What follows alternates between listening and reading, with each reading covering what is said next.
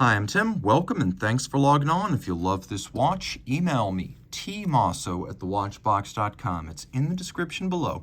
Your purchase and pricing email question line for buying this or any watch you see on any of our platforms. Please reach out to me directly. I am tmosso@thewatchbox.com for pricing. Today we're discussing a model launched in 2014. This is the Cartier Tank MC two-tone Skeleton in rose gold. I understand you're wondering, what about that two-tone? Where is it? Well, the watch is entirely rose gold, but the movement, which is made of brass, has been coated alternately in rose gold and then a nickel anthracite coating based on rhodium. So it's a dark rhodium with rose gold on a brass movement. That is the twinning of the tone. The watch externally is all rose gold. 34.6 millimeters from side to side, not inclusive of the crown. It's a thin 8.6 millimeters thick and from lug tip to lug tip, 43.7 millimeters with an odd and unconventional 25.7 millimeter spacing between the lugs. We'll throw it on my wrist, which is 16 centimeters in circumference and actually wears quite nicely. Though, as with all non-round watches, it wears somewhat larger than its rated size. If you think of this as a 34.6 millimeter watch, you're going to envision something much smaller than what you're getting. I would consider this like a 41 millimeter round watch if you want to know how this wears. But you can see that the lugs are far inboard to the edge of my wrist, so I'm going to say that you can wear this watch on a wrist as small as 14 centimeters circumference. And with a flat profile and a sloped flank, it'll slide easily underneath a dress cuff. The strap, high grade. Medium rectangular scale alligator leather, dark brown with a gloss finish. You can see outboard.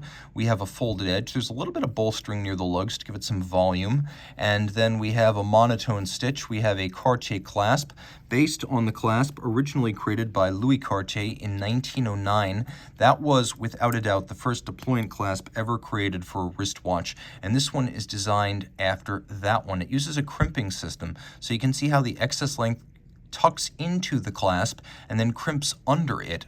So this age-old system, as envisioned by Louis Cartier, is as fresh today as it was then. You can see it has a Cartier C molded into it. And because it crimps the strap, it is infinitely adjustable within the length of the strap. So if you were between punctures on a conventional strap, between conventional perforations, you might find trouble getting the perfect fit, whereas here, you just crimp it correctly and you're good to go. Also, it removes the need for minder loops, and that cleans up the look of the strap. See how there are no minder loops? That's because all the excess length is hidden underneath. The case, of course, being a tank, it is somewhere between a square and a rectangle, and you'll appreciate the combination of satin and polish to set these different facets apart, including satin in between the lugs. We have a faceted crown with a spinel, synthetic sapphire, cabochon. It is a synthetic sapphire, just to be clear, that's what it is. And then we have a dial underneath, a lovely curved crystal. This is not easy to do, this curved non-round crystal, and yet the watch still has dress watch standard 30-meter water resistance, a testament to Cartier really putting in the work to make this case hermetically sealed. The dial side, we have the Cartier traditional radially arrayed stylized Roman numerals. You can see the dial, which is also the base plate of the movement, features those integrated Romans. We have broadsword hands in rose gold. You can see it is Cartier branded. We have a visible keyless works, as you can see. The keyless works, the clutch spring, the winding pinion, and the crown wheel in action. Then you can also see its center, the motion works, which drives the hand.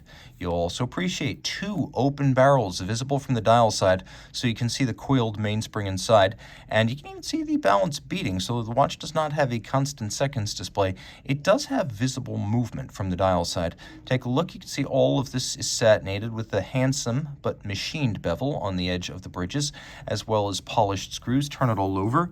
You can see this movement, caliber 9619, a manufacturer caliber, designed and built by Cartier out of its La Chaux-de-Fonds, Switzerland headquarters, and that is the home base for Cartier watchmaking. It is an integrated manufacturer. It is now making just about every part of the watch. Taking a look here, you can see the barrels from the reverse side, including the click spring, and the ratchet wheel. The Balance features a combination of Edicron for fine adjustment and beat error correction, and an eccentric screw with Cartier C as ultra-fine error correction. You can also see elements of satinated and media blasted rose gold on the reverse side here. Beats weighed 4 Hertz, manually wound with 2 barrels. It has a 72-hour power reserve and pivots on 20 joules. And because it has those 2 barrels, it doesn't just get 3 days of power reserve, it gets a more even torque release from maximum wind to minimum wind. So you don't get a big drop off in balance amplitude after 18, 24, 36 hours, but neither does the watch gallop and gain a lot of time when it's fully wound. That's one of the advantages of having 2 mainspring barrels with mainsprings phased into series. If you love this watch, reach out to me. I am Team Mosso at thewatchbox.com for pricing.